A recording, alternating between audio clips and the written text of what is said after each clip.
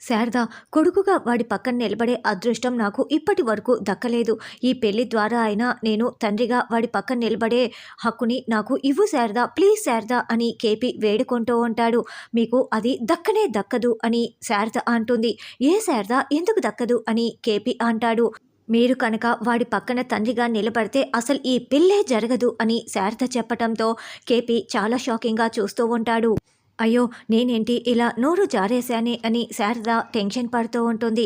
ఏంటి, పెళ్లిలో తండ్రిగా నేను వాడి పక్కన నిలబడితే ఈ పెళ్ళే జరగదా? ఏం మాట్లాడుతున్నావు శారద?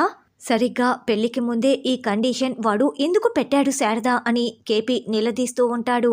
అప్పుడు శారద చాలా బాధపడుతూ కండిషన్ పెట్టింది వాడు కాదండి అని చెప్తూ ఉంటే, వాడు చెప్పలేదు, నీకు ఇష్టం లేదు, మరి కండిషన్ పెట్టింది ఎవరు?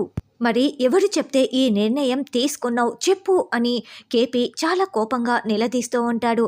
దాంతో శారద చేసేదేమీ లేక శరత్చంద్ర అన్నయ్య, అపూర్వ గారు కండిషన్ పెట్టారు అని శారద జరిగిన విషయం మొత్తం కూడా చెప్పేస్తుంది. ఇక కేపీ ఒక్కసారిగా కుప్పకూలిపోతూ ఉంటాడు. వాడి పెళ్లి కోసం మీరు దయచేసి నాకు విడాకులు ఇవ్వండి అని శారద దండం పెడుతూ వేడుకుంటూ ఉంటుంది. భూమి గగనేమో గుళ్ళో అలా మొక్కుకుంటూ ఉంటారు.